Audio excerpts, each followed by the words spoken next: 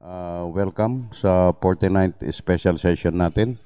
Pero before that, I'd like to request the secretary to call the attendance. For the invocation.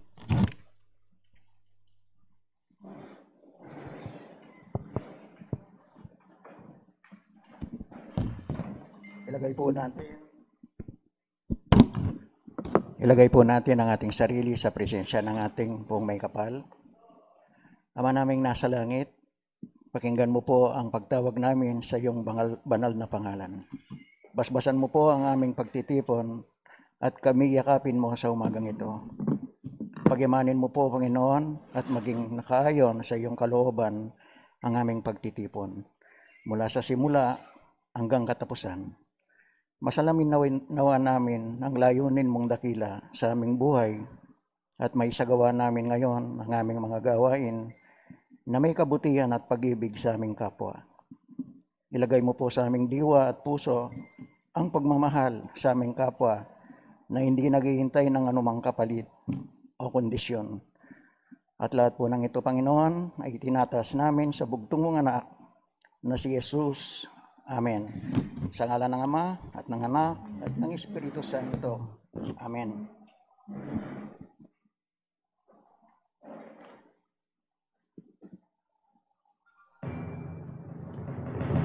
Tayong magiliw, sa silang araw, alam ng puso, sa didiboy buhay.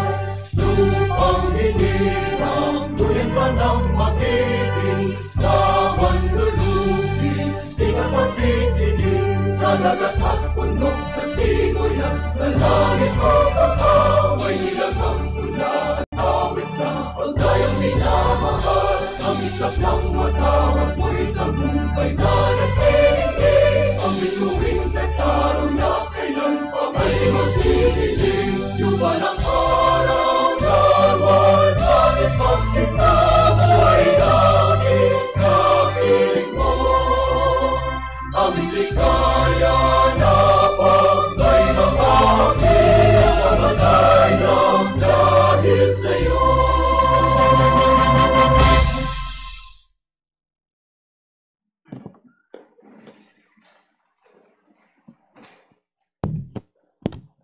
Secretary Billy to call the attendance. Attendance to the 49th special session live via Facebook of the Sangguniang Barangay of Barangay Balibago. Roll call of attendance. Punong Barangay Rodelio H. Mamak. Kagawad Abel T. Reyes. Kagawad Fernando A. Yambao. Kagawad Arnold J. Ibay. Kagawad Joel C. Ocop. Kagawad Leonardo C. Necdao. Kagawad Carlito M. Marcos. Kagawad Jennifer B. Balahadja. SK Chairwoman Linely G. Aliwalas. Barangay Treasurer Alan Joel P. Agudo. Mr. Chairman, all the members of the Barangay Council are present. Balibago Barangay Council in session. Informational matters. Informational matters and incoming correspondence. Number 1, DILG Advisory for Local Chief Executive under the Manila Bay Watershed Area, DILG Regional Directors of Region 3, 4A, and the NCR and all other concerned, dated October 6, 2020, entitled Resumption of the Weekly Conduct of Cleanup Drive relative to the Manila Bay Cleanup, Maintenance of Litter-Free Waterways, Rehabilitation and Preservation Program. Okay, pertaining to this matter, even na nagkaroon tayo ng COVID-19, hindi naman tayo tumigil dito as far as the environmental activities is concerned by Barangay Balibago. Hindi tayo tumigil, tuloy-tuloy pa rin naman yan. Actually, pinalakas pa natin yung ating mga street sweepers and regularly nililinis natin yung ating, just like yesterday, kahapon yun, nilinis na naman natin yung Balibago Creek at lahat ng mga pupwedeng basurang makarating doon sa Manila Bay ay tinatanggal natin at iniipon, tinatapon natin dun sa dapat pagtapunan. And at any rate, nakikita naman natin ang ginagawa ng ating national government tungkol dun sa rehabilitation ng Manila Bay. At nagkaroon na nga ng kondon, white sand. So, hindi magiging successful yung programa ng national government kung tayong mga nandun sa ibaba, mga local officials ay magpapabaya kasi nagiging catch basin ng basura na nanggagaling mula dito sa Central Luzon ay naiipon papunta dun sa Manila Bay. So, despite of this announcement na resumption, hindi tayo tumigil. So we will not resume, kundi we will continue conducting environmental cleanup drive dito sa ating mga lugar, lalo na doon sa ating mga tributaries, yung ating mga maliliit na ilog. Okay? Next matter, informational matter number 2, DILG Memorandum Circular number 2020-134, dated October 7, 2020, entitled Enjoining Elected Local Officials and the DILG Personnel to the Philippine Local Government Forum on October 2020. Actually, this is very important para sa ating lahat. Ginaganap ito through webinar, through website, virtual din. So, I am urging everybody na mag-tune in tayo dito because lahat ng pag-uusapan dito ay tungkol sa administration, operations, laws pertaining to governance, kanyang local government forum. Actually, this is in connection doon sa local government year celebration of the local government month ngayong October. So therefore, I am encouraging, and also si Chow, pagka natapos tayo, i-tune in nyo doon ito maghapon, yung sa TV, para mag-participate tayo doon, maski na doon sa office ko na lang, para habang nakikinig tayo, ay pwede tayong magmerienda, pwede tayong magkwento-kwentuhan. Okay, so this is in connection with the local government month at isa sa mga initiatives na ginawa ng ating secretary ng DILG ay inviting all local government officials to participate dito sa local government forum. Actually, nag-umpisa na yan. And it will end up itong katapusan ng October. Informational matters number 3, DILG Memorandum Circular number 2020-133, dated October 7, 2020, entitled 2020 National Attention Deficit and Hyperactivity Disorder Awareness Week. So, siguro gawa rin tayo ng isang resolution dito, na iwasan din natin as part of our participation and efforts, magkaroon din tayo ng isang resolution na yung mga tao o kapwa-tao natin na meron itong hyperactivity hyperactivity disorder, ADHD, ay hindi rin natin sila dapat i-discriminate. Just like those citizen o mga tao na nagkaroon ng COVID-19. So, alam naman natin, marami mga may sakit din na ganito na mga kabarangay natin dito. At ito ay magkakaroon ng activity October 16 to 20, itong week na ito, next week, October 16 to 22, yung awareness para dito. So, sa chairman ng Committee on Health, gawa tayo siguro ng isang program tungkol dito. Mag-research tayo ng mga ano ba yung mga dapat nating activity gawin just to support this hyperactivity disorder awareness week. Okay? Informational matters number 4, DILG Memorandum Circular number 2020-132, dated October 7, 2020, entitled Guidelines for the Establishment of the Implementing Teams of the Responsible Parenthood and Reproductive Health Law in all local government units. Okay, actually ginagawa na rin natin 'to, no? Meron tayong mga family planning, meron tayong mga responsible parenthood seminars, pero paulit-ulit na lang ito, ano? Ngayon, medyo ang DILG ay mas gusto niya na mag-organize tayo ng mga teams natin to implement, no? Mga implementing teams natin to implement the responsible parenthood and reproductive health law. Siguro, one way is mag-reproduce tayo nitong reproductive health law. Mag-reproduce tayo at pagkatapos nun coordinate with the women's group. Unahin natin yung mga nagtatrabaho sa barangay na kababaihan. Pagkatapos, give a copy of the reproductive law to mga purok leaders natin. Pagkatapos, i-disseminate nila. Coordinate with the principals natin.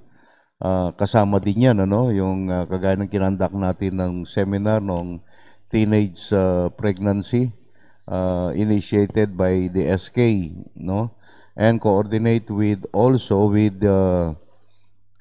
some mga homeowners association for dissemination, no? Pero prior to dissemination nitong reproductive health law na ito, mag-conduct din tayo ng awareness and education activity para yung ating mga pili, mga leader, mga kababaihang leader, and also the purok leaders to participate para maintindihan din nila paano maging responsable ang ating mga magulang at paano mapipigilan, no, ang pagdami ng mga anak nila minus the abortion procedure. Kasi kailangan talaga magkaroon ng family planning.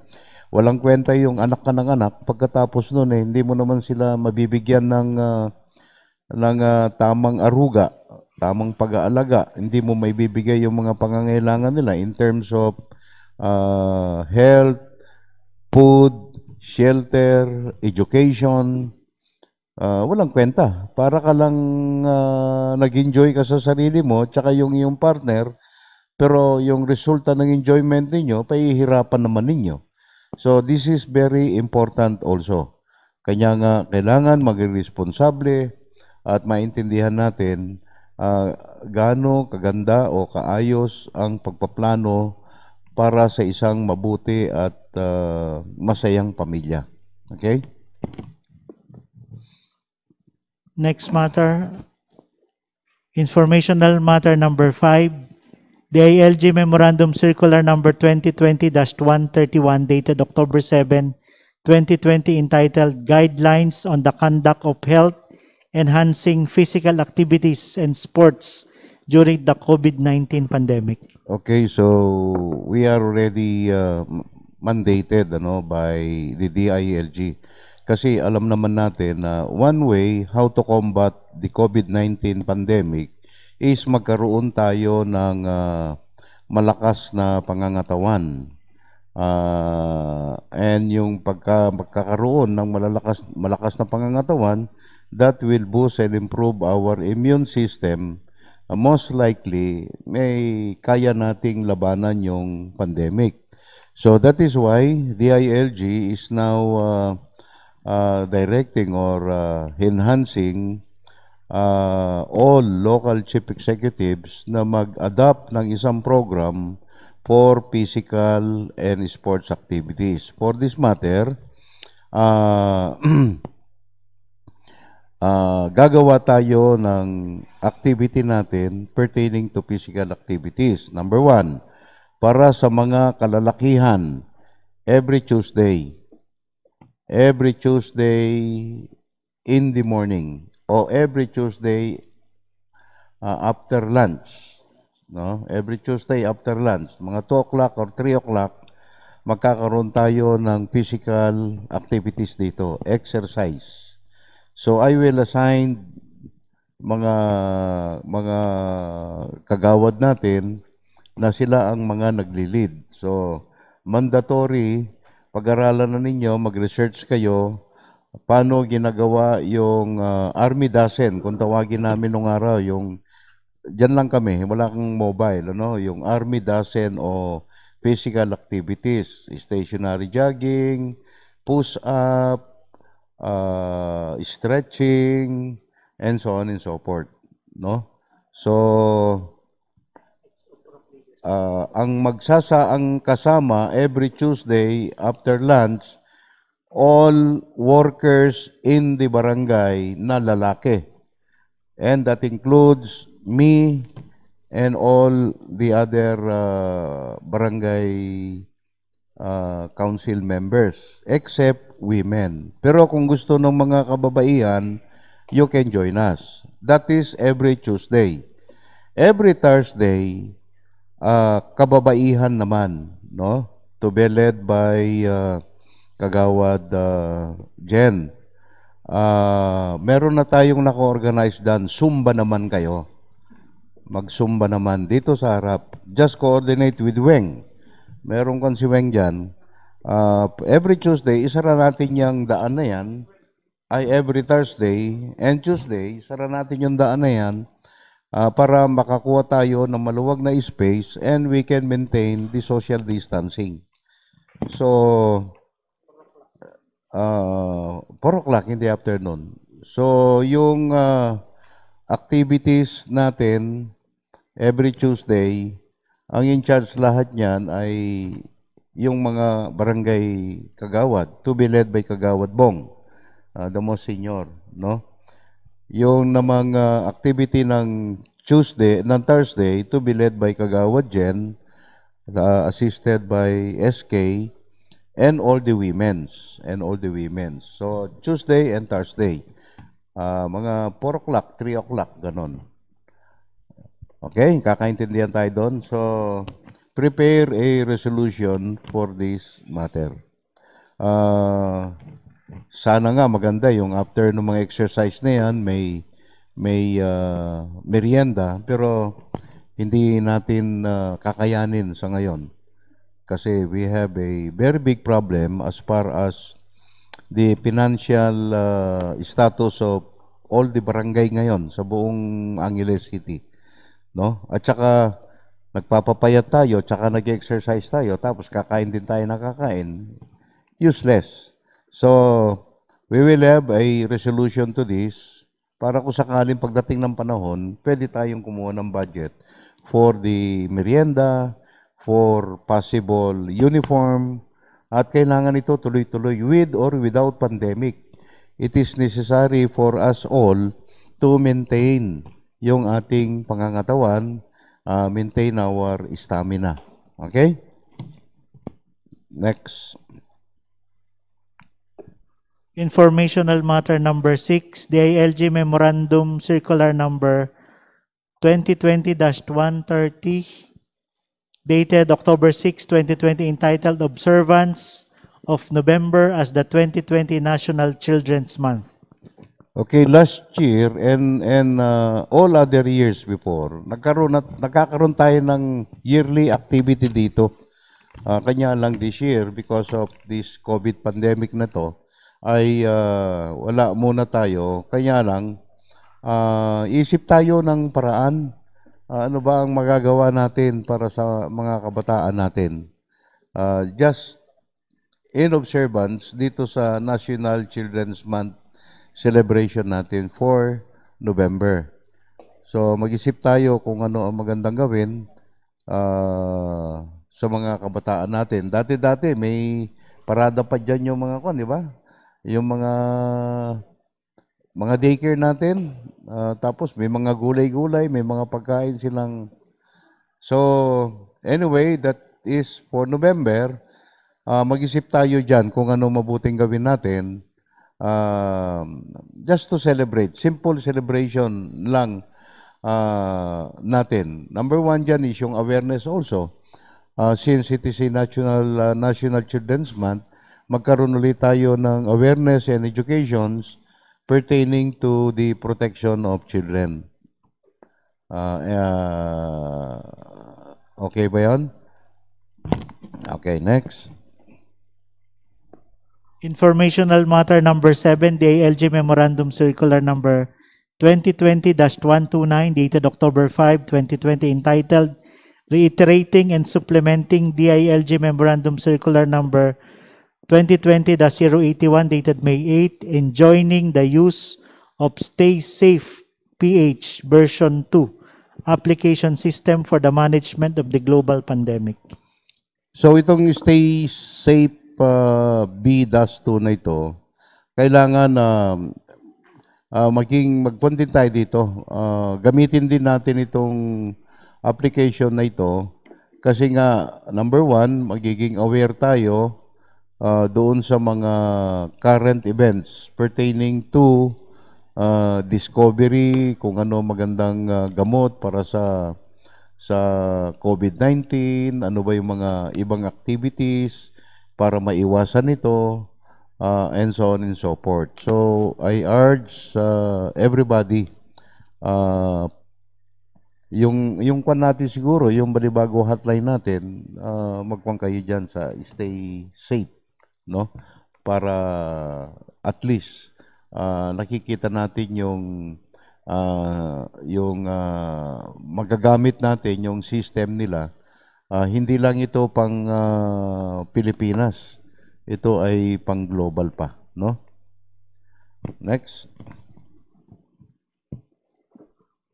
Informational matters number 8, Supreme Court of the Philippines Administrative Matter number 20-06-14 SC Guidelines in the imposition of community service penalty where the imposable penalty for the crime or offense is arresto menor, prison term ranging from 1 day to 30 days, or arresto mayor, 1 month and 1 day to 6 months, and option 2, among others, apply that the penalty may be served by rendering community service in the place where the crime was committed starting November 2, 2020. Okay, this Supreme Court guidelines pertains to any person who commits minor crime, no? Kagaya ng mga mga minor injuries, kagaya ng slight physical injuries, no? Yung pagnanakaw ng murang halaga, they will be charged in court. However, it depends upon the judgment of a judge. Kung ito ay naka-indicate naman diyan, kung minor offense lang ito, instead of serving their final judgment or yung kanilang conviction sa court, the court may issue an order directing the suspect na or the convict na mag-render na lang siya ng community service ng 1 buwan or 6 months, no? From one month to 6 months, depende doon sa court order sa isang komunidad kung saan niya na-commit yung offense. Kunwari, dito sa atin, may nang-snatch, nahuli natin, dinimanda natin, tinanover sa pulis, dinimanda ng pulis, nakulong, nagkaroon ng hearing, na-convict, o hindi man i-convict ito eh. Kasi if they will be convicted, definitely there will be a court litigation. Magkakaroon pa ng hearing yan. Ngayon, kung nakita ng judge na, kwan lang ito, minor offense lang, so wala nang litigation, wala nang hearing, the judge will immediately render a decision for that suspect to undergo 1 to 6 months community service to the place where the crime he committed, no? So ganun ang mangyayari dito. At least ito makakamura ang judge, no? Ang expenses, magiging madali ang implementation ng justice system natin, makakatulong pa sa paglilinis ng ating komunidad, magiging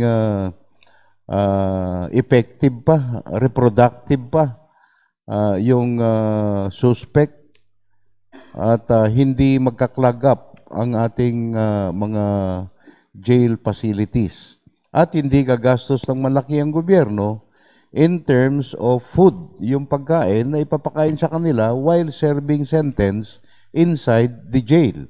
So siguro yan ang nakita ng Supreme Court, kanya gumawa sila ng bagong memorandum na yan, yung guidelines na yan, para dito sa mga persons involved in the commission of minor offenses. Siguro ako na ang diretsong ahawak niyan, ano? Kung may makakatanggap tayo ng court order, actually meron na tayo yung galing ng Guagua. At tandaan nyo ba yon? Yung na-convict siya sa drugs, yung anak ni Manang, yung Bisaya. Pagkatapos 6 months nag-render siya ng community service sa atin, no? And I will just select from among the kagawad para magmo-monitor sa mga ito. Okay? Next. Privilege time. Anybody who wants to? Wala. If I may,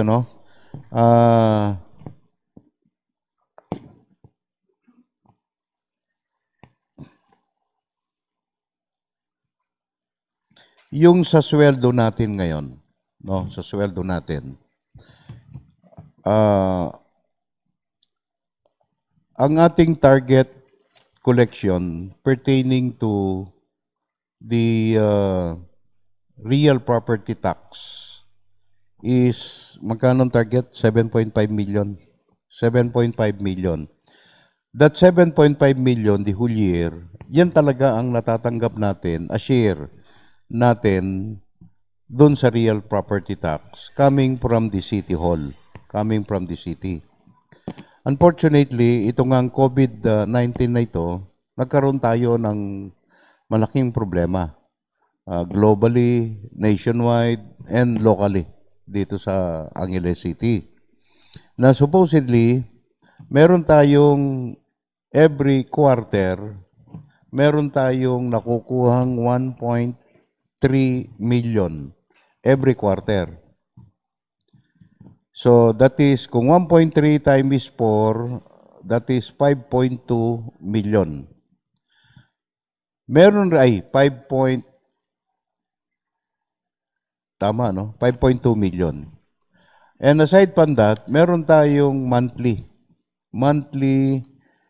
share ng real property tax. Minsan nakakakuha tayo ng 540,000, nakakakuha tayo ng 300, nakakakuha tayo ng 100. Unfortunately, for the month of April and May? April and May, nung April, nakashare lang tayo ng almost 6,000 pesos. And dun sa April 6,000, May is 3,000. Or a total of 9,000 for 2 months. Ang natanggap lang natin as of today from our share coming from the city ay 2.6 6 something million pa lamang. O meron pa tayong sinisingil na 3.7 million. Meron pa tayong collectible na 3.7 million. Ngayon, yung 7.5 million na yan, kabuuan, the whole year, kasama yan sa budget na inaprubahan natin for the expenses natin.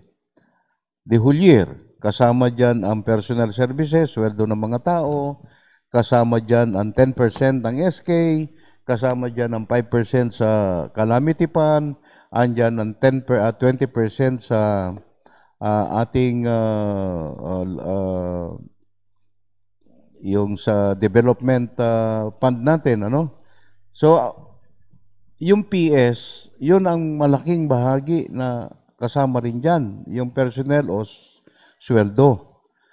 So, kung magpapatuloy na ganyan na May, wala pa June, wala pa July, wala pang August, wala pa September, and hopefully, itong October, wala pa. Supposedly, 1.3 million makukuha na natin third quarter. Kung ganun ang magiging trend, 6,000, 3,000, ang magiging trend onwards, ang pera natin sa barangay hanggang October lang tayo. Wala na tayong magagastos by November and December. No? Kasi nga, because of this real property tax, kasi nga kasama na yan sa binadgetan natin.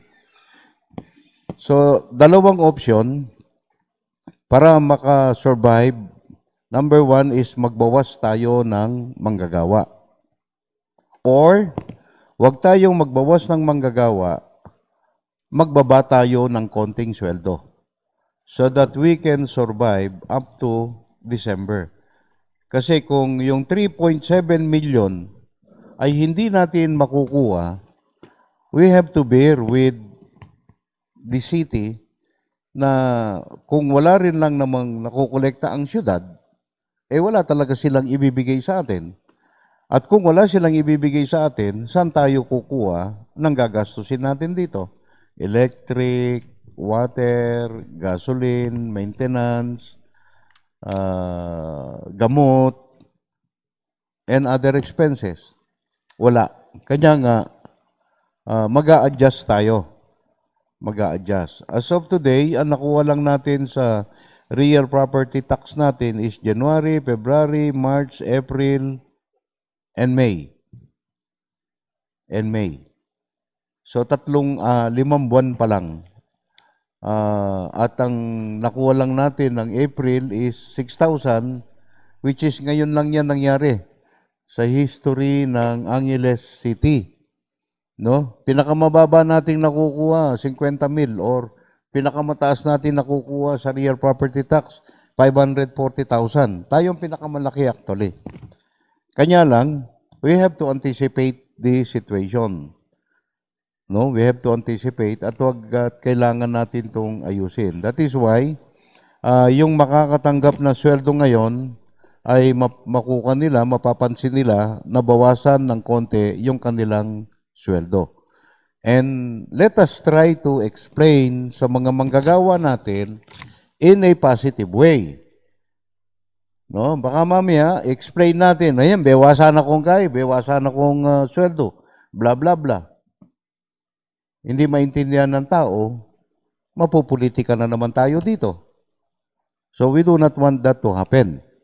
No? Kanya nga, ini-explain ko na sa inyo ngayon bakit tayo nagbawas ng tatanggaping sweldo ng ating mga manggagawa. Supporting the predicament of the city, ayaw din naman ng city yan, ayaw din naman ni Mayor yan. Actually, si Mayor Lasatin nga lang ang naging mayor na at the early part ng taon na ito, 2020, talagang updated, talagang naibibigay. January, February, talagang updated na binibigay. Kanya lang, pagpasok nitong COVID-19, Yun, nagkagulo-gulo na. So we have to understand the situation. Tayo naman dito, ako as the chief executive ng barangay, I have to think kung paano natin ito maidadaos hanggang December this year. So, naisip natin na it's either magbawas ng mga tao, pero kawawa naman, magdi-December, magtatanggal tayo ng tao, wala silang hanap buhay. So, instead of cutting the numbers of workers, babawasan na lang natin ng konti yung kanilang mga sweldo. So, I would like to request the council to explain positively, no? Hindi yung ichichismis. Sasabihin sa mga tao yan, bewasan na kayo. Na hindi guys na trying to discredit us. Hindi natin kasalanan yan. Hindi rin yan kasalanan ng city. Kasalanan yan ng COVID. Whoever will make a negative comment on this, hindi nyo yon na ibabatong negative sa akin or kanino pa man. Ito ay ibabato yung negative sa City Hall. Kasi ang source ng funding niyan is City Hall. So, I am warning, warningan ko, yung mga nandito, ko gagawan chismis na uling may bawas la, kay ba't nanita kasalanan na ng council, kasalanan na ng kapitan, anya may bawas la. Mumurahin ko talaga kayo, maski na sino kayo, no? At pupuntahan ko kayo sa bahay nyo, pagka kayo'y nag-comment. Pinuprotektahan natin dito, yung City Hall, no? Dahil nga nakita na natin for the first time 6,000, 3,000. Biro mo share.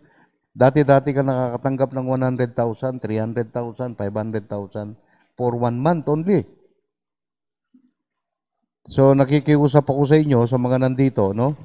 Huwag kayong magchichismis-chismis ng bewasan ako sweldo, bakit ganyan?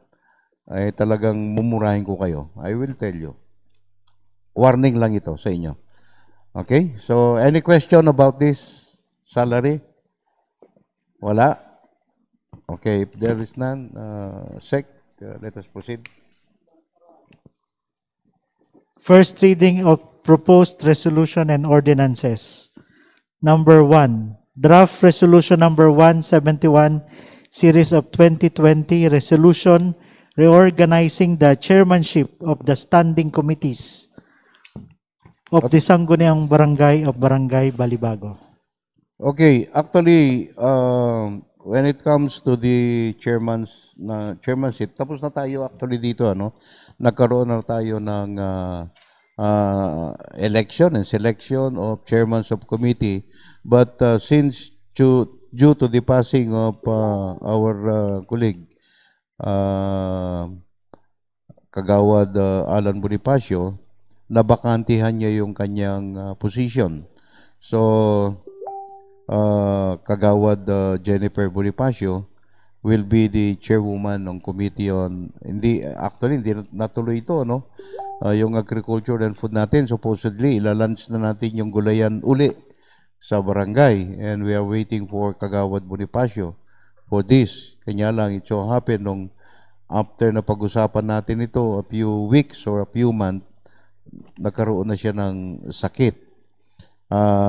So, Kagawad Jennifer will take over the position of chairmanship of Kagawad Alan, of the late Kagawad Alan, on agriculture and food, and committee on labor and migration, and also being a woman in the council, kung gusto mo lang, I would like to recommend you will be the co-chair ng Committee on Women, Family, and Children. Since na babae ka, you will be co-chairing with Kagawad Bacoy, no? And all others naman, wala namang pagbabago. Wala namang pagbabago. Just the same, Kagawad Reyes, still education, health and social welfare, communication, Kagawad Yambao, Public Works and Infrastructure and Public Utilities, Kagawad Ibay, Peace and Order and Human Rights, Tourism and Promotion, Kagawad Dokop, Cooperative and Livelihood, Trade and Industry. Ang ganda-ganda nitong mga committee mo, Kagawad Dokop. Actually, marami tayong activity dito, no? Kagawad Nikdaw, Still Appropriation, Bids and Awards, Environment and Senior Citizen, Kagawad Makoy, Disaster, Climate Change, Transportation, co-chair ng Women, Family and Children, Kagawad Bonifacio, Agriculture, Food, Labor and Migration, Women, Family and Children Protection, and SK Chair, Lailani Aliwalas, Committee on Youth and Sports Development. So any motion for the approval of this resolution reorganizing the chairmanship of the standing committees of the Sangguniang Barangay of Balibago. Upon motion of Kagawad Bong Reyes, duly seconded by all the members present, Barangay Resolution number 171 is hereby approved. Next.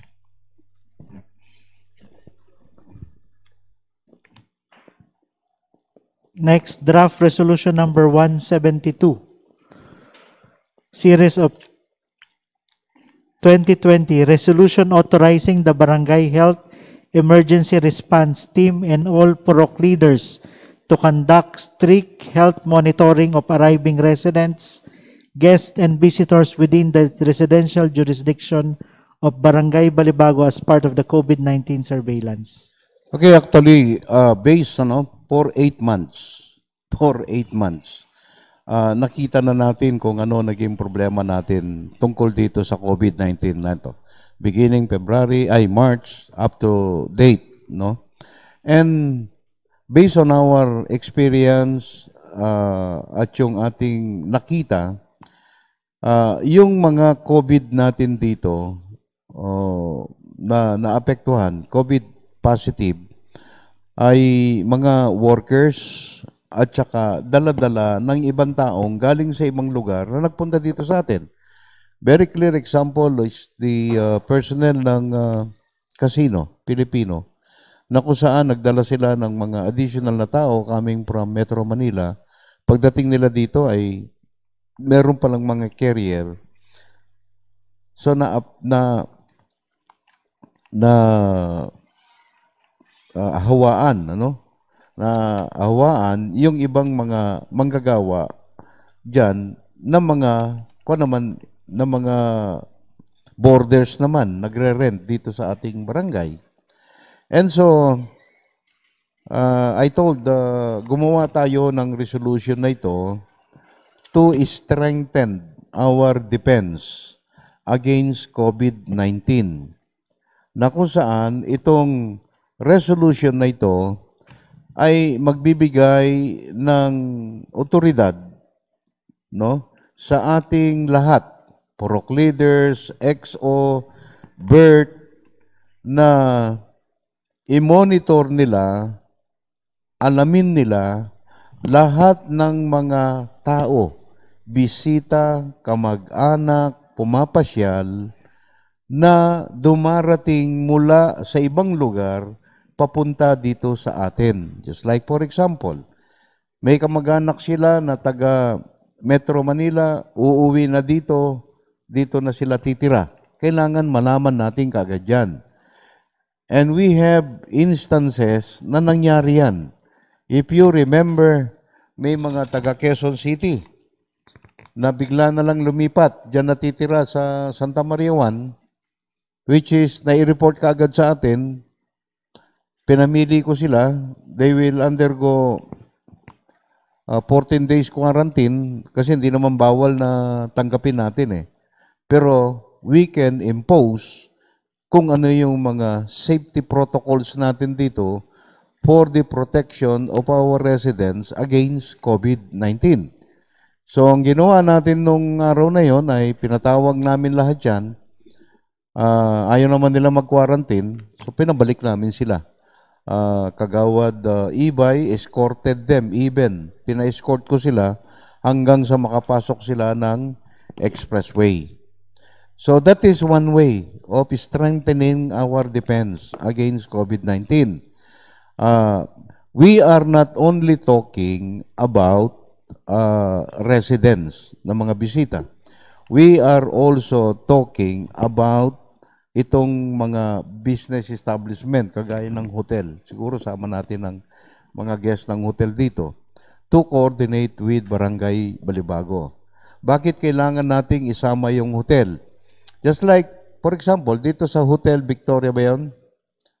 Na biglang dumating dito ay mahigit 10 Chinese coming from Olongapo. Nagkagulo-gulo dito dahil puro Chinese. Alam naman natin galing sa China ang virus, tapos puro Chinese, wala lahat dokumento. Walang certificate of health and so on and so forth. So sinumon ko kaagad yung manager. And I told them to go back where they came from, kung saan sila galing. Otherwise, after 1 hour, I will call the police and let them all arrested. Immediately, umalis na sila lahat.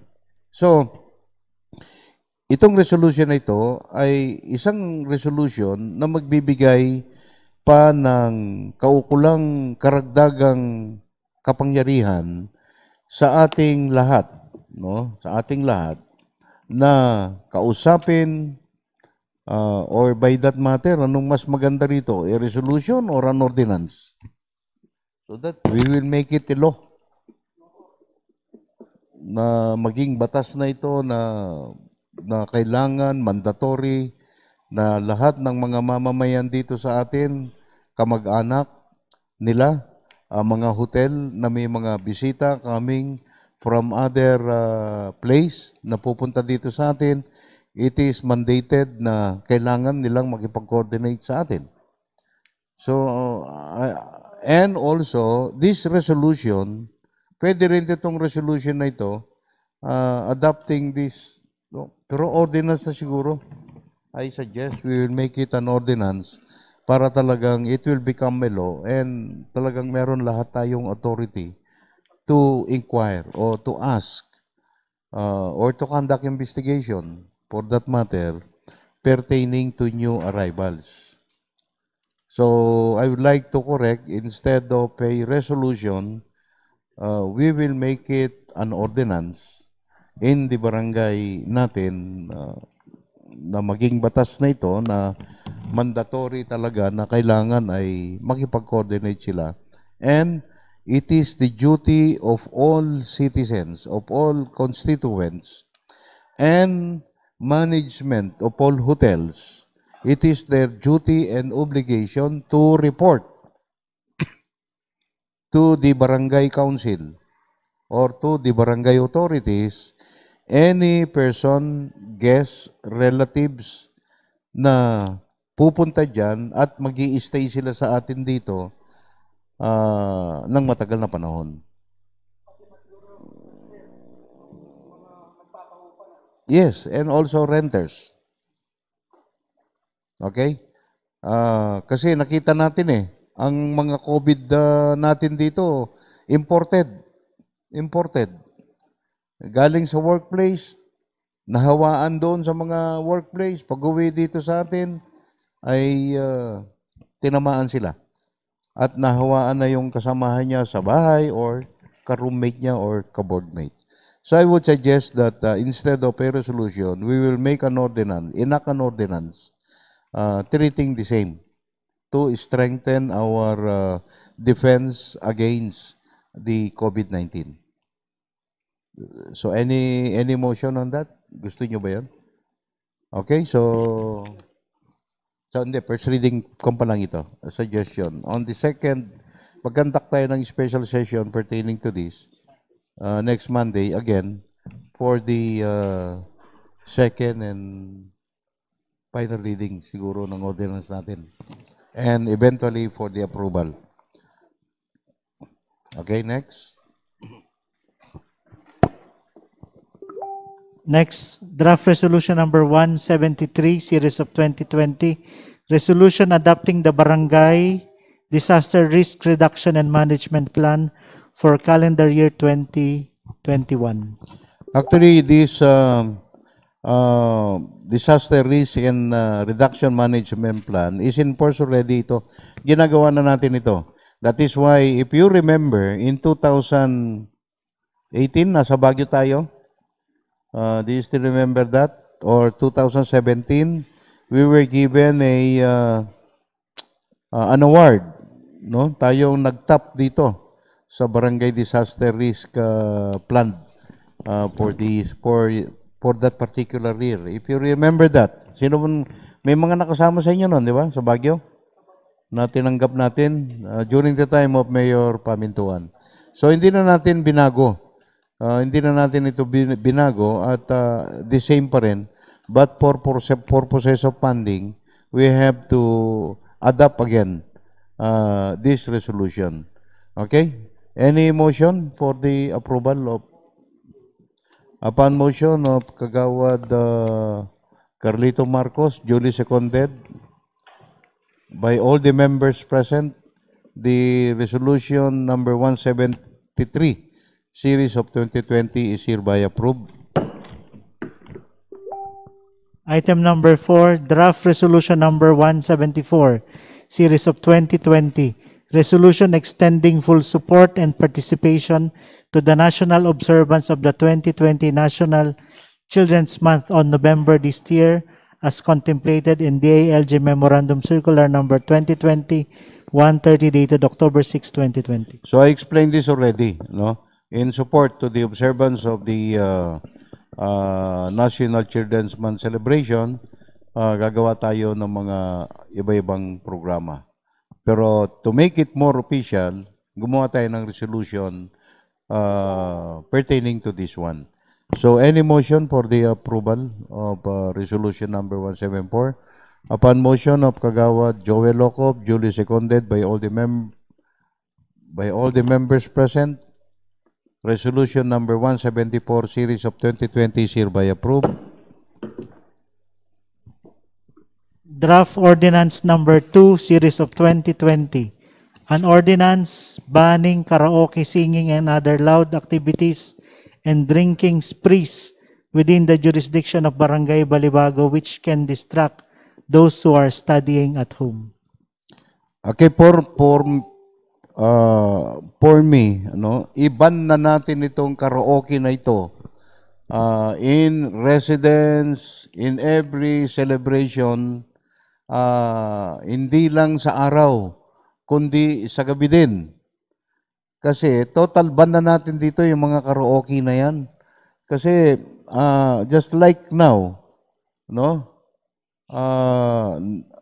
Nag-aaral yung ating mga kabataan sa kanilang mga pamamahay. Wala na sa school no?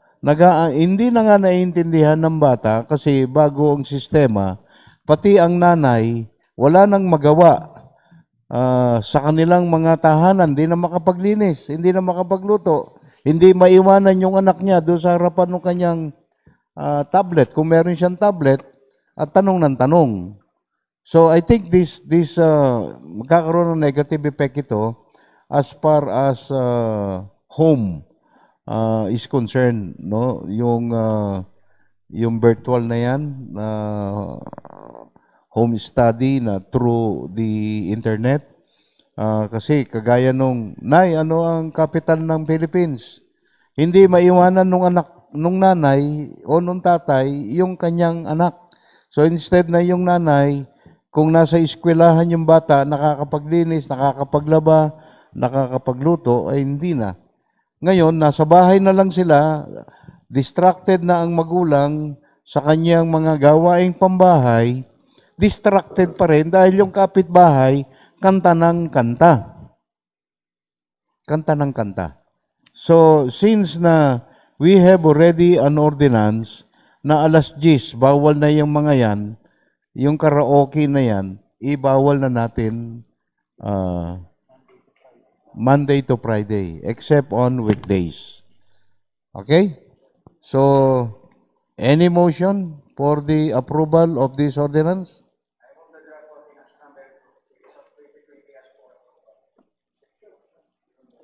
Upon motion of Kagawad Nards Nikdao, duly seconded by all the members of the council present, ordinance number 2, series of 2020 is hereby approved. Next, draft ordinance number 3, series of 2020, an ordinance adopting the Barangay Balibago Revenue Code of 2021 and for other purposes. Okay, so we have to think of this, pag-aralan nating mabuti.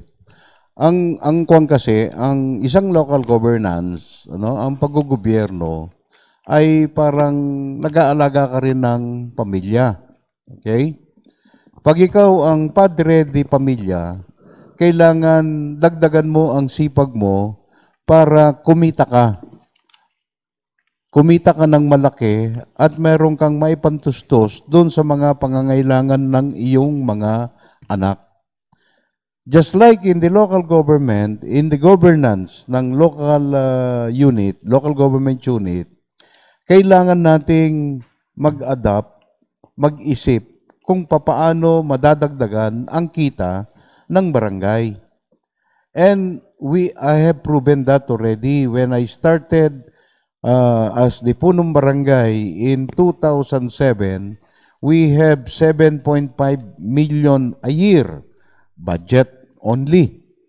Hindi naman nagbago yung mga business dito. May maraming dumating pero nandyan rin yung mga dating negosyo. Nandyan ang Fields Avenue when I became the barangay captain.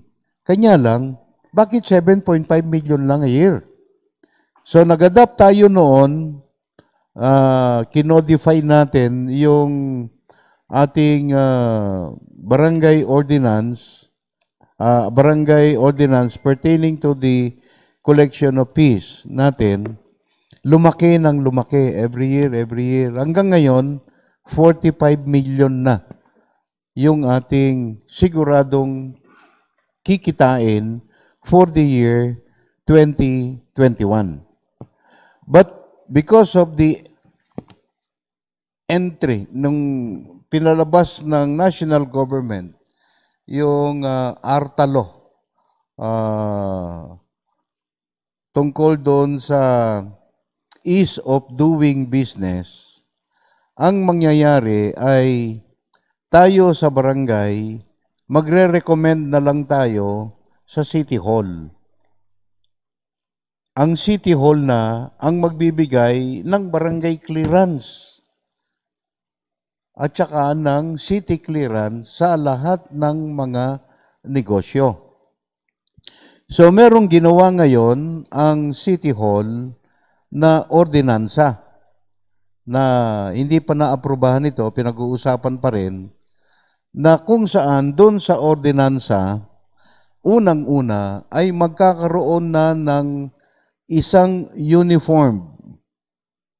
one uniform system of collection of fees sa lahat ng barangay.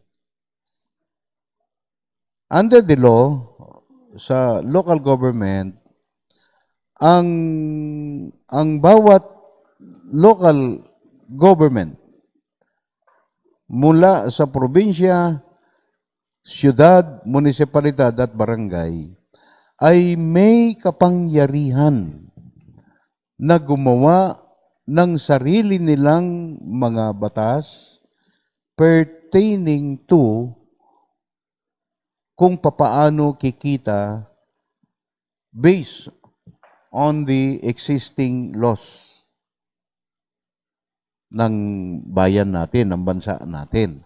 So, pagka kasi naging uniformado na, sila na ang magdidikta. For example, ang ginawa nila small, medium, and big. Sino yung mga small? Sino yung mga medium? Sino yung mga big?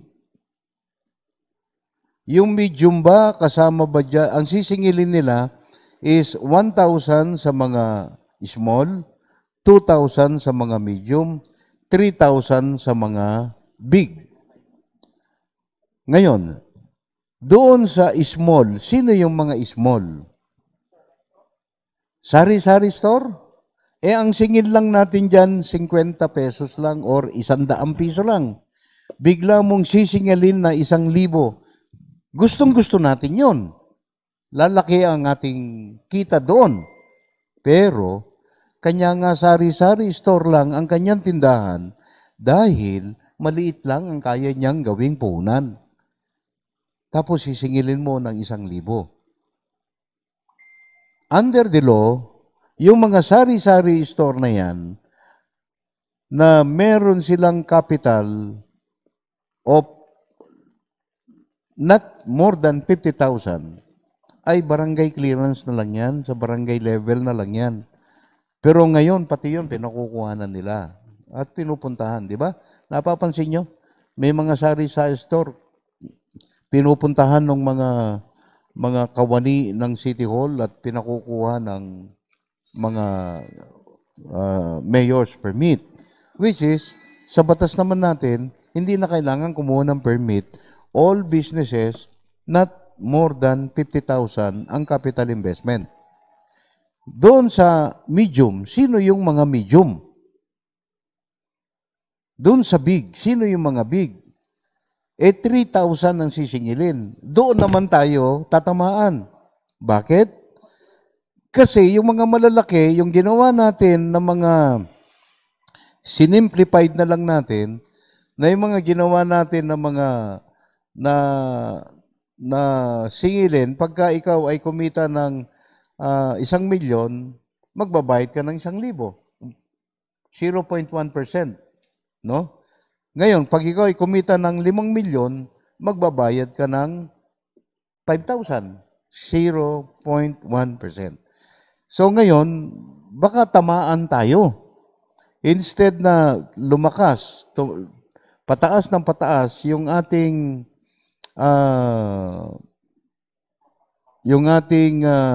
kita sa barangay ay lumiit pa. And aside from this, we will be inviting dissentment. No? We will be inviting trouble dito sa mga karinderya. Kagaya mo, kagawad, karinderya yung sa'yo. Pagka kumuha ka, gusto mo 1,000, mabayaran mo. Karinderya ka lang. Ikaw, kagawad bong, meron kang maliit na hanap buhay doon. Kukuha ka ng clearance, 1,000, samantalang 100 piso lang. Kasi hindi nila kayang mag-invest ng malaking halaga. So that is why, naisip ko na pag-usapan nating mabuti ito. Under the law naman, hindi naman, pwede naman tayong gumawa ng sarili natin. Ang pinopropose natin sa City Hall is, okay, kayo na ang mag-issue. Kayo na ang mag-issue ng barangay clearance because that is the law. No? Mag-recommend na lang kami. Pero hindi po pwedeng dumiretso yung mga business na yan doon sa kanila. How about the other important matters na kagaya ng baka yan ay hindi naman kanya yung building. Baka yan ay may violation sa easement. So, mandatory, kailangan pa rin dumaan dito. Ngayon, kung gusto rin nilang sila ang maningil, di silang maningil. Walang problema sa atin yon, provided yung ating sariling revenue code ang gagamitin natin. At kukumputin natin, pag nagpunta ang tao dito, kukumputin natin, i-attach natin doon sa kanyang, sa ating recommendation for approval of barangay clearance, kung magkano ang sisingilin nila. At meron tayong kopya kung magkano yung babayaran nila doon. Okay? Kakaintindihan ba tayo doon? Nakuha nyo ba yung point ko? Kasi ang gusto kasi ng City Council, magiging uniform. Sabi ko, hindi po pwede. Kailangan progressive yan, bla bla bla. At baka apektado tayo doon.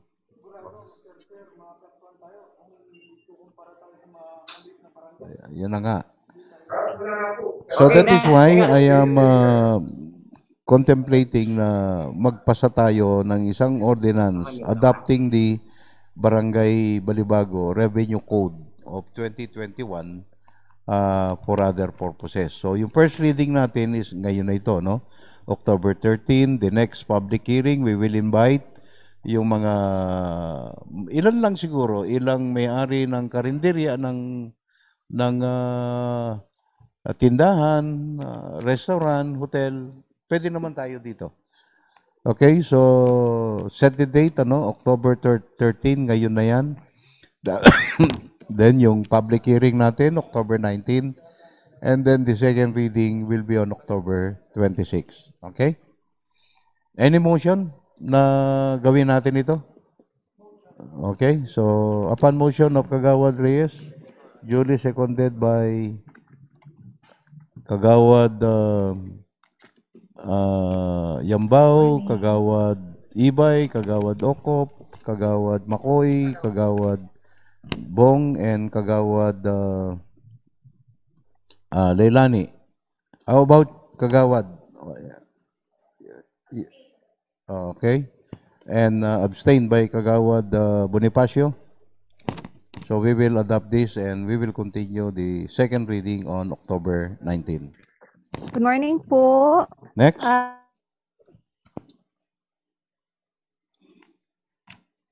Updates on COVID-19 cases in Barangay Balibago. Okay, unang-una, Pakirename for po the kasi last 8 months, sa final po na. nakakulong yung ating mga streets. Ibig sabihin, nakabarikada. Siguro naman, sa 8 buwan na pagkabarikada ng mga daan natin, yung mga tao o kabarangay natin ay marami nang natutunan, edukasyon kung papaano maiiwasan itong COVID-19. At sa mahabang panahon, nahihirapan yung ating mga mamamayan, lalo na yung mga may bahay na nakatira lamang malapit sa kanto kung saan sinara yung mga daanan na yan. At marami din naman ang nagrereklamo na dahil sa haba 8 buwan na nakasara. So last week, nung nag-usap-usap tayo, mga council member, if you remember, nung kumain tayo, I suggest na buksan na natin lahat. Siguro ang mamamayan natin ngayon, dahil 8 buwan na natin itong na-experience, natuto na sila. Alam na nila kung ano ang gagawin nila, Hello po, using good morning face po mask, again. using face shield, May nakalagpuring avoid mic. crowded At, place, kumuha niya ni po, may maintaining stop siya. social Oh, distances, Tagalog pala, sorry. maghugas ng Nag-stop kamay, yung, and so on and so na-disconnect forth. kami. Have So to therefore, reconnect we yung Zoom, decided na buksan na natin, ito. yung main control. And if Pag you po remember, na-disconnect kami, pa-standby ang lang, Barangay and then Balibago ay babalik po naging siya. top-notcher tayo when Huwag it po kayo comes magpapanik to kung biglang namatay po yung positive presentation natin. cases. Basta No? we will continue Pinakamarami po as soon tayo as dito. bumalik po Pero yung connection. pinakamarami din naman tayong recoveries. Thank you po. At itong COVID-19 na ito ay nag-cause pa ng isang death ng isang kasamahan natin dito sa council. At as of today, yung ating COVID patient, no, ay 16 na lamang, no? 16 na lamang. Meron pa tayong isang nasa NCC sa San Pablo. Meron pa tayo dito sa Teodoro Extension, Santo Niño. Meron pa tayong isa pa rin sa San Pablo, magkasama sila ng bahay, pero okay naman, nakakausap ko, malakas. Meron pa rin tayo sa Santo Niño, yung isang original na pinanggalingan ng COVID na ito, nakauwi na, at yung kapatid na lang ang nandun o asawa. Meron pa rin tayo dito sa may Diamond Subdivision, isang buong pamilya. Yung source, nakauwi na. Yung 5, nandun pa, pero sa tomorrow, Wednesday, lalabas na rin sila. NCC, no? Kahapon, inutusan ko si George na puntahan itong yung babae na nakarelease doon sa Diamond at nagpabili ng mga pagkain sa bahay kasi aside from yung na-isolate sila doon, meron pa rin silang 1 week na isolation o quarantine dito sa kanilang pamamahay. So, by tomorrow, Wednesday, 5 ang mababawas na naman dito at uuwi na. Meron pa rin tayo sa BY Orosa, isa sa Diamond. Sa Pipi Street, meron tayong isa. Sa 6th Street, meron rin tayong isa. Sa Melba, ito yung pinaka-latest natin, meron tayong isa doon, pero wala naman siyang sakit na. Okay naman siya. Malakas na. Meron tayong isa sa Tarlac, dalawa sa Tarlac Street, no? Magkasama ng bahay ito. So all in all, 16, tomorrow 5 ang lalabas o magiging 11 na lang, no? And again, yung source ng COVID-19 natin hindi sa community. I would like to repeat this. Hindi galing sa komunidad. Ang source ng COVID-19 natin dito sa Barangay Balibago, galing lahat ito doon sa pinagtatrabahuhan nila. Yung mga hindi nagtatrabaho naman sa loob na nahawaan, kasambahay nila, kasama nila sa bahay nila. So, yun ang ginawa natin. Pero we decided nga na itong mga barricades natin, i-open na natin para naman makahinga na ng maluwag yung ating mga kabarangay at mabawas-bawasan na ng konti yung kanilang anxiety, Hello, good depression, morning po sa lahat yung ng ating mga mabigyan members natin ng sila Local ng Development Council, komportabling sa mga kapitan at sa ating mga NGOs. mobility As instructed po ni dito Mayor sa Lasatin, ating barangay. lilipat But po kami ng nevertheless, we venue will not dahil unstable let po talaga ang our connection guards dito. Baka down. habang nagpe-present, Tuloy-tuloy pa rin yung mapuputol ating po and then babalik. Very hassle po monitoring at tuloy-tuloy sa pa rin bawat ang isa. ating So, baba lang education po kami sa may at command tuloy-tuloy pa center rin naman para yung ating mas mabilis po at reliable yung connection pagsasagawa natin. ng Thank you mga po. karampatang Paki-standby lang gawain po. para maiwasan natin itong Thank you po. Wait lang COVID-19. po baba lang po kami. At marami nagtatanong, sasamantalahin ko na rin ito, tungkol sa SAP, Social Amelioration Program. Uulit-ulitin at paulit-ulit na po ito. Wala po kaming kapangyarihan o autoridad kung kailan magpapamahagi ng mga SAP na yan, Special Amelioration Payment. Wala po sa amin ang authority niyan. Ang authority po at nagbibigay ng kautusan sa amin ay yung pong mga taga DSWD National, ibababa sa DSWD Regional, ibababa naman sa City Social Welfare ng Angeles City. So yan po ay kami po ay utusan lamang. Tapos na po yung role namin, no? Tapos na yung aming role na igawa na namin yung mga dokumento ninyo, na isubmit na namin, na rekomenda na namin kayo, na makatanggap kayo nitong ayudang ito, pero all the rest, nandyan na yan po sa kapangyarihan ng DSWD. Yung iba nagte-text, nagme-message, ang sasakit pa ng sinasabi ninyo, hindi na lang namin kayo sinasabihan o sinasagot, pero I will tell you, mali po kayong pinagsasabihan ng hindi maganda. Hindi kami ang may control, hindi kami ang may authority, naghihintay lang kami kung ano ang iuutos sa amin ng national at saka city government tungkol dyan sa ayuda na yan. Ako, mas gusto ko nga lahat kayo mabigyan. Lahat kami dito. Gusto namin lahat kayo mabigyan.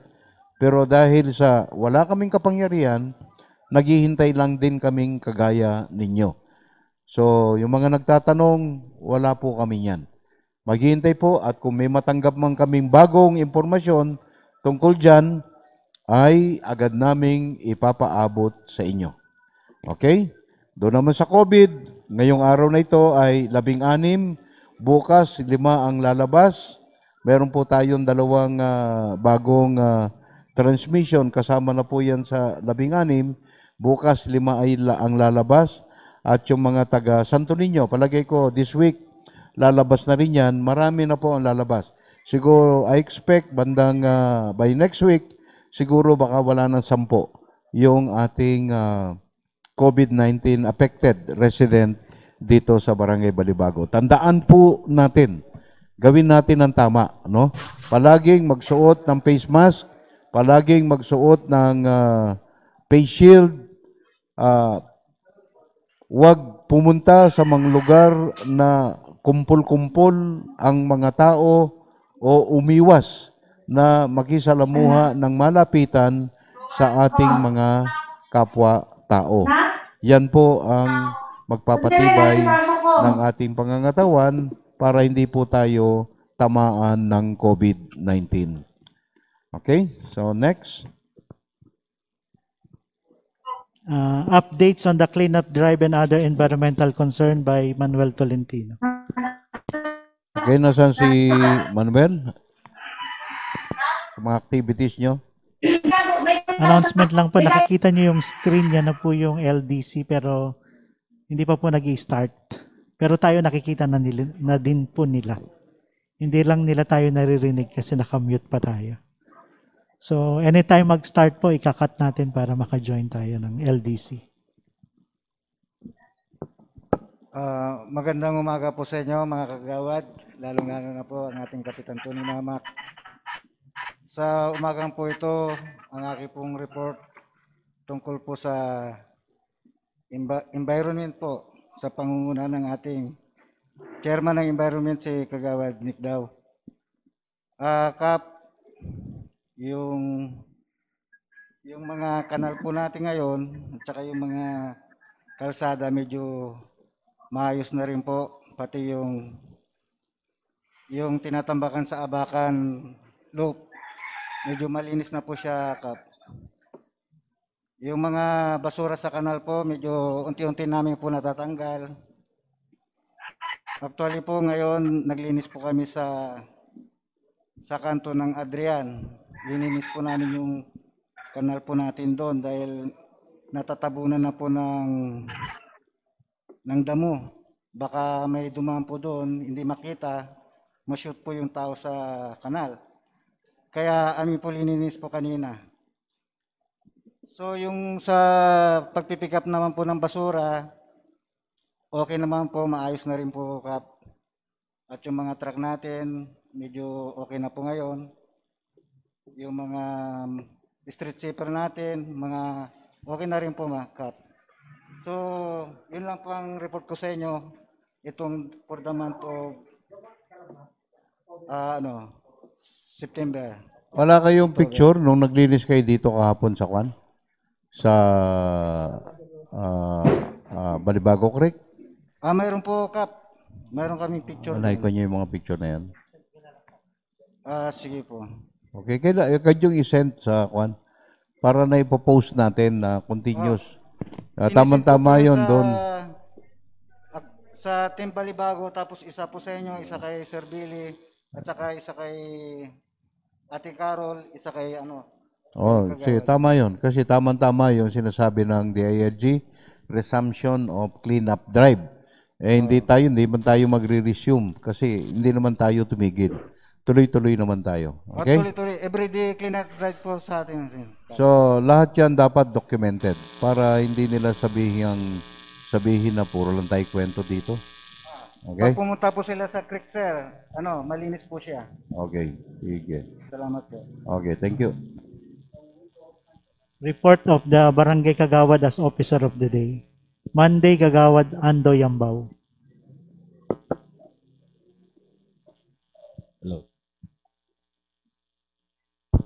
Hello, good morning, Chairman.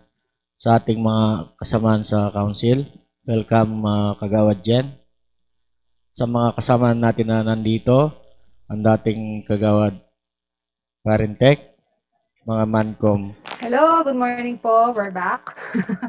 Dito na po mga- kami sa mga dito Bausi, sa ating command center. Paring George at sa And, mga bisita ni Hopefully, wala na Kagawad Chen. pong interruption. good morning ng po sa atin connection lahat dito. at sa mga nanonood ng live ng Meron pa pong Barangay mga Council. pumapasok sa ating Zoom conference. Ang i-report ko po and, nung Lunes, kinoconnect po yung iba every nating Monday mga ako po laptops ang dito sa Officer of the Day, pero ang venue. pagroronda na po natin ng mga EXO Please at makahabol mga pa po yung Purok iba leaders nating mga Bantay Bayan LGC members. is clear. Lahat po ng kabarangay natin at nakikita nila, ang ginagamit nila ay kadisiplinan sa bawat Yung pamilya. Marisol po. Yan po ang importante sa atin. Kaya po kami nagre-report sa inyo tuwing kami agenda ng mga ordinance dito, yan po ang aming inaarap. At yung pong pagre-report naman ng aming environment ay po ay totoo. Dahil po ang katotohanan, ang ginagawa namin,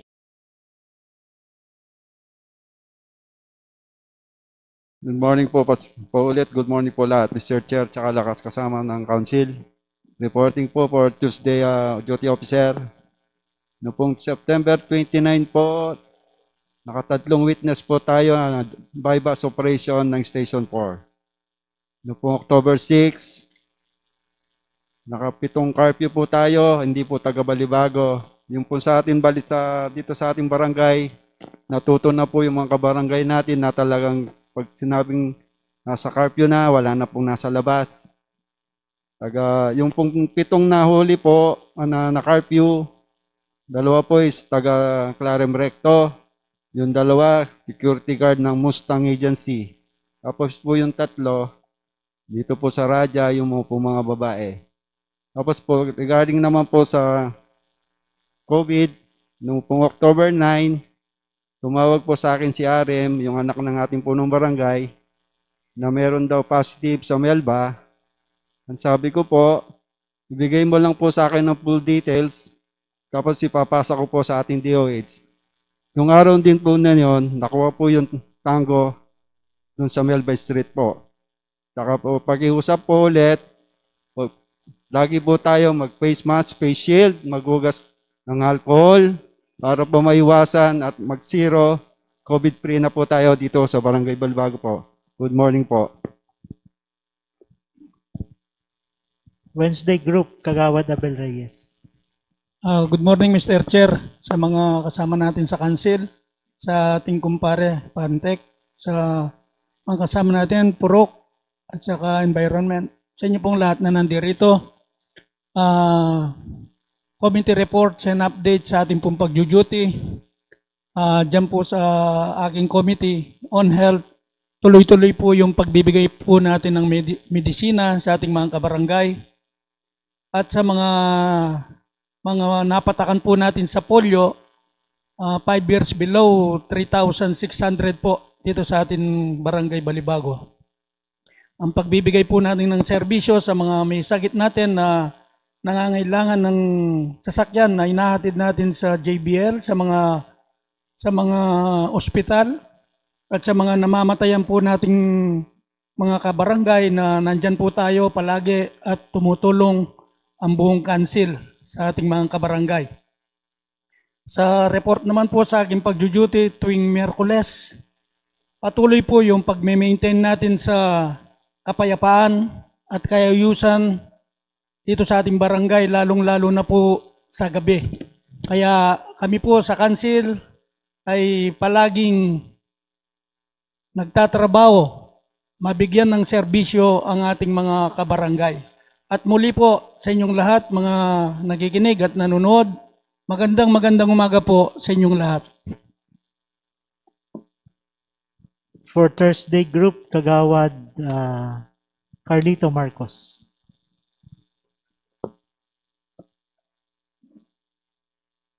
Hello po, magandang umaga po sa Mr. Chair, sa ating mga kagawad, sa ating pong SK, sa ating mga ex-kagawad, sa aking pangalawang bahay, Bausi, morning, sa Mancom, kay future kagawad, Kabalye, sa mga purok, sa environment natin na si Masipag, si Manuel.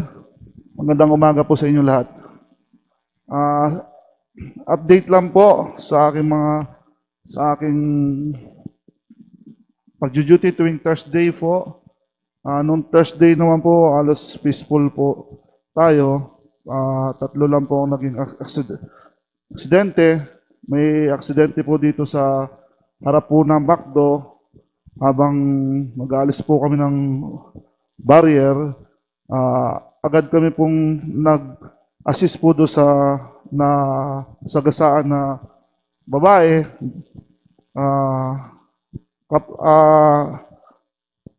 Inintay po namin yung ambulansya ng City Hall, tapos po yung pong traffic police, tapos po doon po nag-assist po kami sa traffic. Ang ano lang po doon pagka tumatawid po yung mga tao, kailangan po preno po tayo kasi mismong pedestrian lang po, doon po nasagasaan yung babae. Dinala na po sa hospital, so pinabayaan namin po sa kapulisan. Tapos po, nagdala kami po ng pasyente dito sa AUF. Dalawa po yan, isang alas 2 ng umaga at isang alas 4 po. Pagka wala pong driver, ako pong nagdadrive. Pagdala po sa GBL din po. Tapos po, meron pong mag-asawa dito sa Adrian. Nag-away po sila. So, nirepair ko po sa Bausi po yan. Tapos nung September 24 po, nakadalawang witness po tayo. Tapos last Sunday, nag-witness din po tayo sa Station 4. May nahuli pong taga-Adrian. May pinuntahan po kasi si Kagawad Okop nun sa Baluga Village ba yun? About sa SAP naman po, sa mga nagte-text po sa amin, so nakarinig nyo naman po ang aming kapitan po. Wala po kaming kapangyarihan, yung national po. Sana po, pray na lang po tayo, sana magkameron po. Yun lang po, Mr. Chair. God bless po. Sa Friday naman po si Kagawad Leonardo Nicdaw.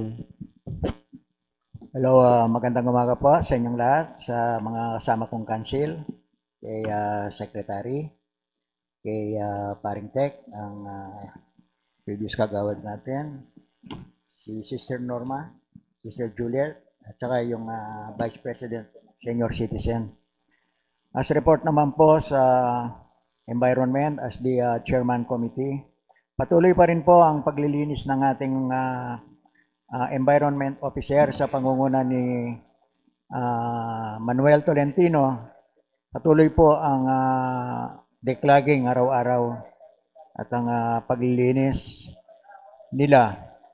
At tuwing Biyernes naman po, nung nakaraang Biyernes, nagkaroon lang po ng isang insidente mag-ina dito sa 40th Street. Nag-away sila dahil sa misunderstanding dahil lang sa pagkain nata. So, nagawa na po ng paraan. Pumunta doon si Purok Leader 9 na ayos po yung pangyayari. At regarding naman po sa mga senior citizen natin, patuloy pa rin ang birthday na binibigay natin. Bawat birthday nila, mayroon silang 500. At ganun pa rin po yung mga kumukuha ng mga senior citizen ID. Ina-assist naman po ng ating Vice President na si George Caballe sa pagtulong sa kanila, sa kanilang pangangailangan regarding sa mga senior citizen na yan. So, yun po, regarding naman po sa SAP, kagaya po ng nasabi ni Mr. Chair, ang ating kapitan, wala po kaming balita kung kailan ninyo makukuha yan. Kasi hanggang ngayon po, naghihintay din kami ng kasagutan mula sa DSWD kung kailan po ibibigay yan. So, yan lang po ang may bibigay kong report ngayon as duty ng Friday sa Environment Report at saka sa Senior Citizen. At muli po, magandang umaga sa inyong lahat at pagpalain po tayo ng pong may kapal. For the Saturday, Mr. George Caballe.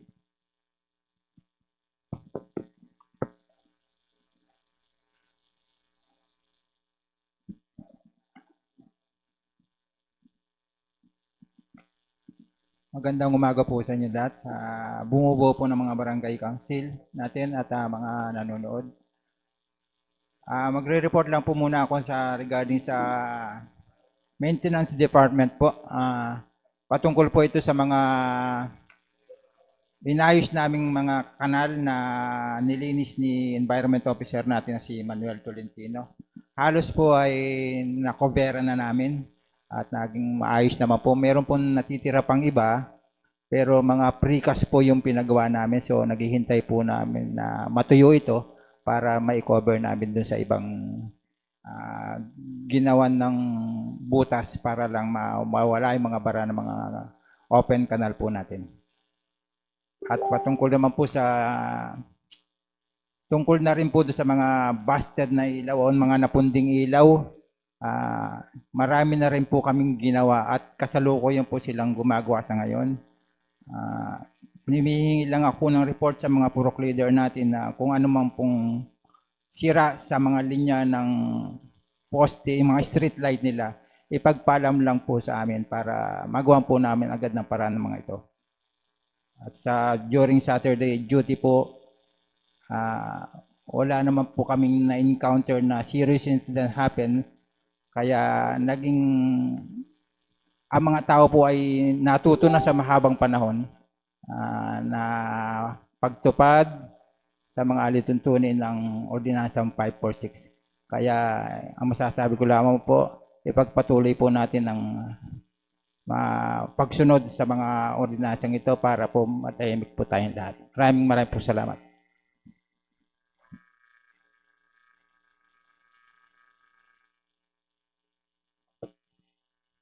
Para naman sa Sunday, si Kagawad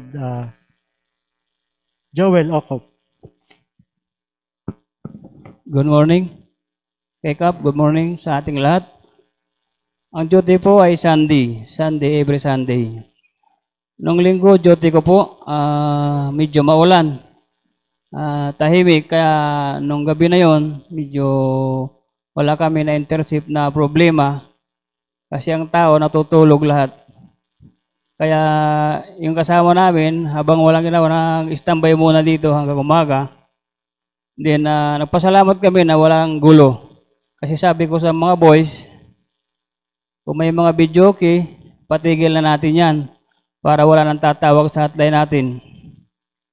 Kaya pasalamat kami na wala talagang tumawag. Yun lang po.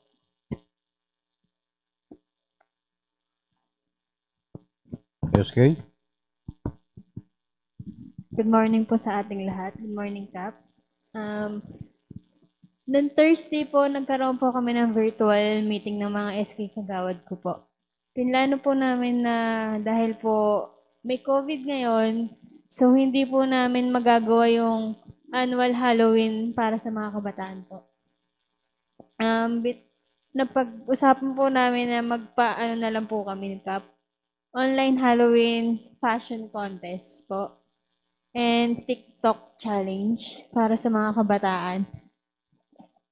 And balak rin po namin sana magbigay sa mga nag-aaral ngayon ng online classes kit, katulad po ng online table, laptop, and flash drive sa mga kabataan po, sa mga mag-aaral. Tablets? Hindi po. Table, laptop lang po. Table, laptop. Ano yan? And, opo. Laptop table. Opo. Tingnan ninyo kung magkano. Opo. Pero sa mga activities natin ngayon, medyo wag muna tayong mag-iisip ng maraming gastusin. Opo. Dahil nga doon sa part kasi ng 10% ng SK ay kukunin natin doon sa real property tax. So ang sinisingil pa natin ay 3.7 million pa. Wala pa yon. So wag tayong kung nandyan, okay, no problem tayo doon. Pero kung wala pa yan at hindi pa natin nakikita, hindi pa naibibigay sa atin, medyo mag-iisip muna tayo ng ibang activities na hindi tayo masyadong gagastos muna. Sige po. No? Kung hindi man po kayanin ng budget sa ngayon, Kap, okay lang po ba kung online classes kit lang po muna yung anuhin namin? Para po sa mga nag-aaral? Ano yung mga ano yung mga yon? Ano po, yun nga po, yung laptop table po, flash drive. Tingnan nyo kung magkano. Apo. Mag-canvas kayo, magkano yan, ilan ang pamimigay ninyo, at saka lahat, magkano ang pan. No? Bibigay po namin tap. Okay, sige. Ayun naman po. Salamat po. Okay, thank you, SK. Next. Next report of the BAUSI and the BCPC by our BAUSI Officer Juliet Panaligan. Hello, good morning po sa ating punong barangay at sa lahat ng council. Magandang umaga po sa inyong lahat. Ang re-report ko po ay quarterly report from January to March. Nagkaroon po tayo ng cases na 89. Ang 29 po ay BAUSI case at ang 60 ay sa BCPC po. Yun po yung mga street children, mga na-curfew, at saka po yung mga pakalat-kalat na mga kabataan sa ating komunidad. Noong pong April, May at June, nagkaroon po tayo ng 32 na cases. 24 po doon ay BAUSI at ang 8 ay BCPC. Noong July, August, and September, meron po tayong 91 cases. 37 po ang BAUSI at ang BCPC po cases ay 54. So, total po from January to September, nagkaroon po tayo ng 212. Ang BAUSI case po doon ay 90 at ang BCPC ay 122. Nagkaroon po tayo ng counseling na 212. Nabigyan po natin lahat yon. Na-issuehan po natin ng BPO ay 24. Nagkaroon po ng agreement o pagkakaunawahan ng magkabilang panig ay 119. Mga nirefer po natin sa CSWDO ay 23. Mga na-refer po natin na magpa-medical at mga na-hospital ay 15. Mga nahatid po sa kanilang mga tahanan ay 26. Sa kanila pong mga barangay na nahihatid din ay 39. At po yung mga na-refer natin sa PNP ay 14 at po yung nagkaroon na tinuloy po yung kaso ay na isang pa po sa PAW. Yun po. Maraming salamat po. Yung ba physical injury ng women ay ako niyan, BAUSI yan? Asawa ang nambugbog? Opo. Okay. Yung kaso na yung babae ang nambugbog sa lalaki? Wala po. Meron tayo minsan nun di ba? Ha? Kaso ka-cater Okay. po kasi ng BAUSI. Meron tayo minsan kaso na gano'n Opo. Sige, thank you po.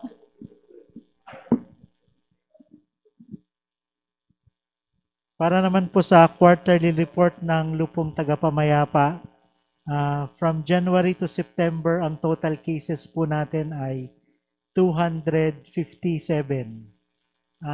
Ang nasolve po dito sa cases out of 257 ay 223 at 34 po ang hindi nasolve.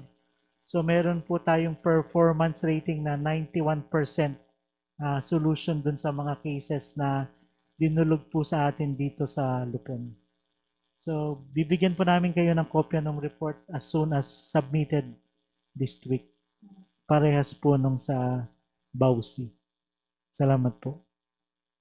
Next po yung report naman ng Senior Citizens Affairs. May pondo pa, wala yata kayong pondo na.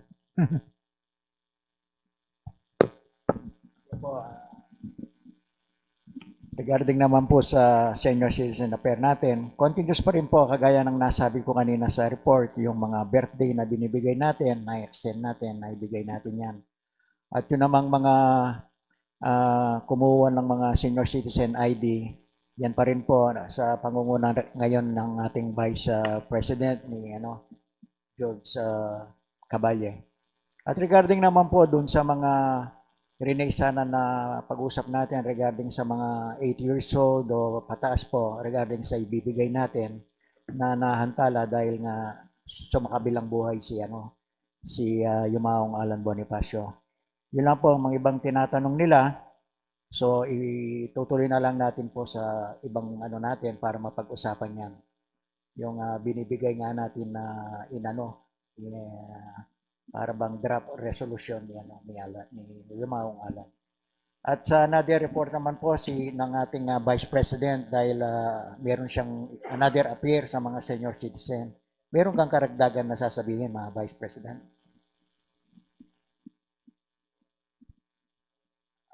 Ang may raragdag ko lang po dito, inatasan po kasi kami ng OSCA na i-submit yung mga 90-year-old na matatanda at kamukha po na nakarang taon na inikutan muli ni Mayor yung mga ito. Kasama po tayo. At saka yung mga bedridden natin sa bawat barangay. Yun lamang po. Okay, in addition, para sa impormasyon, yung ating pondo para sa pinamimigay natin na birthday cash gift ng every month sa manggagawa at saka sa senior citizen, wala na ngayon. Ubus na. Hanggang October lang, hanggang September lang yon. If you remember, last year, in-start natin yun October eh. So, para matuloy-tuloy lang natin. But because of the pandemic, I do not know kung itong buwan na ito, October, ay itutuloy uli ito ni Mrs. Chow. So, wag na muna kayong tatanggap ng pangalan ng magbe-birthday ng October. Okay? Sa mga manggagawa. Pagsabihan si AJ, pagsabihan si Alvin na wag muna tatanggap dahil ang natitirang pera ngayon ng senior ay nasa mahigit 3,000 na lang ata. 3,000 plus o 2,000 plus.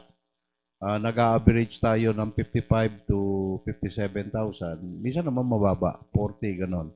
Pero kung titingnan natin yung gastusin natin doon in 10 months, halos mahigit 500 to 600,000. Eh may iba pa tayong ginagastusan kasi doon sa pondo na yan.